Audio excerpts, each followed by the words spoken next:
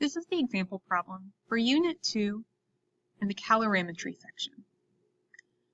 The problem says, a 20-gram metal block is in boiling water. The temperature of this block is initially 100 degrees Celsius. You set up a calorimeter, which contains 40 grams of water at 21 degrees Celsius. You move the block from the boiling water to the calorimeter.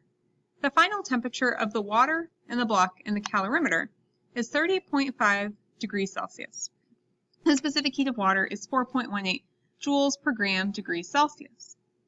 So what you've got going on here is you've got a container of water, and you take a block, you take a metal block, and you put that in the water.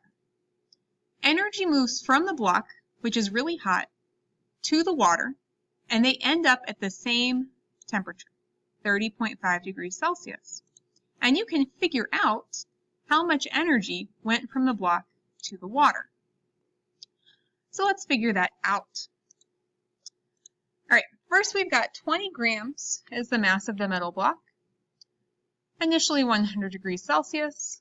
The water is 40 grams and starts at 21 degrees Celsius. The block and the water both end up at 30.5 degrees Celsius, and you know the specific heat of the water. You can use all this stuff to find the specific heat of the metal. We're going to think about the water first, because look at what we know about the water. We know water, initial and final temperatures, and mass. If we know specific heat, mass, initial final temperature, we can find energy of the water. All that energy came from the block. So let's start with the water. We're going to use Q equals mc delta T. We don't know Q.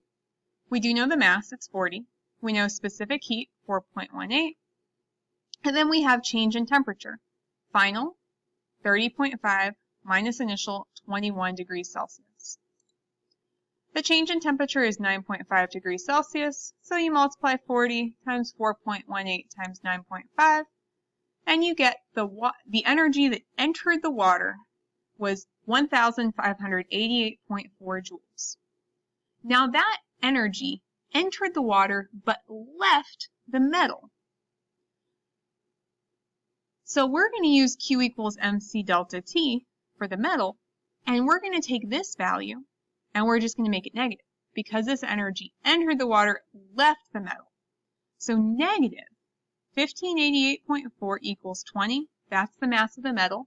Make sure not to use the mass of the water here. Use the mass of the metal. Times specific heat of the metal. That's what we're looking for. Times the temperature change of the metal. Starts at starts at 100, changes to 30.5, final minus initial. So that's why it's 30.5 minus 100.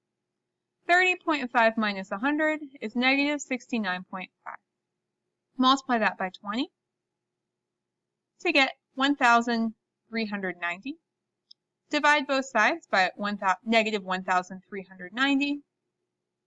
So negative 1,588.4 divided by negative 1,390. And you end up with 1.14 joules per gram degrees Celsius.